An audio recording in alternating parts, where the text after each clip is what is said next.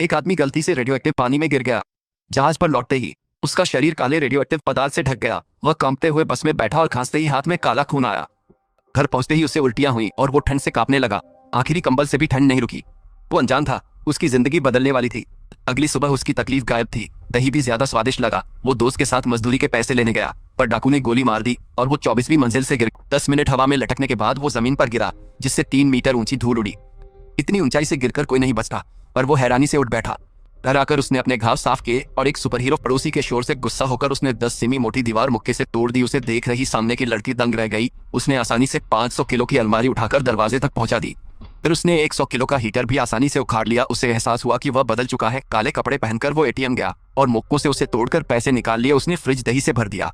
घाव देखने पर उसे कोई निशान नहीं मिला। उसे अपने अंदर जबरदस्त ताकत का एहसास हुआ। सुबह नाश्ता खरीदने जाते वक्त उसने कुछ गुंडों को एक लड़की को परेशान करते देखा। ताकतवर होने पर भी वह चुप रहा। गुंडों ने लड़की को एक कमरे में खींच लिया। तभी एक रहस्यमय आदमी खिड़की तोड़कर अंदर आया, पर गिर पड़ा। एक मोटा गुंडा हमला करने आया, पर उस रहस्यमय आदमी ने उसे आसानी से उठा लिया। उसने बाकी गुंडों को भी आसानी। एक गुंडा डरकर भाग गया। मास्क हटाने पर पता चला कि वह आदमी वही था। लड़की की सुरक्षा के लिए उसने उसे अपने घर ले गया। रात को लड़की के चश्मे के डिब्बे में उसे एक कागज मिला, जिसमें गुंडे की डकैती की योजना थी। अगले दिन गुंडा अपनी योजना को अंजाम देने के लिए एक पुल पर पहुंचा। उसने पत्थर फेंककर पैसों से भरी एक गाड़ी को रोका, फिर एक छलांग लगाकर बुलेट प्रूफ कांच तोड़ा और गार्ड को बाहर फेंक दिया।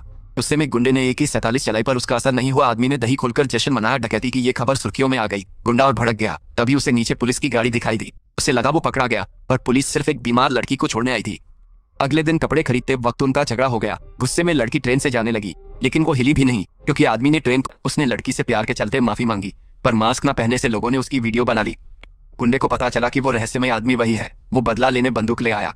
वो दोनों भागने की तैयार। तभी एक गुंडा दरवाजा तोड़कर अंदर आया और आदमी को गोली मार दी। वो बेहोश हो गया। जब उसे होश आया तो वो रस्सियों से बंधा हुआ था। गुंडा उसकी सुपर पावर का राज जानना चाहता था, इसलिए उसने लड़की को बंधक बनाकर। आदमी ने मजबूरी में उसे ताकत के लिए रेडियोधर्मी पानी दिया। गुंडा हैरान था। तभी उसके दुश्मन आ गए। वो लड़की को धमकी देकर पीछे हटने लगा, पर दुश्मनों ने गोलियां चला दी और एक गोली लड़की को लग गई। फिर उन्होंने आग वाली बंदूक से गुंडे को जलाकर नदी में फेंक दिया। आदमी लड़की को लेकर रोने लगा, पर अगले दिन गुंडा जिंदा निकला और उसे भी सुपर पावर्स मिल गई। उसने मेकअप नकली बाल पहनकर दुश्मनों को घर में जाकर मार। उधर लड़की की मौत से आदमी टूट गया। तभी कार हादसे में एक बच्ची फंस गई। उसने कार का दरवाजा तोड़कर उस बच्ची को बचाया। फिर उसे स्टेडियम पर बम हमले की खबर मिली। वो स्टेडियम पहुंचकर गुंडे से भिड़ गया। दोनों में सुपर पावर थी।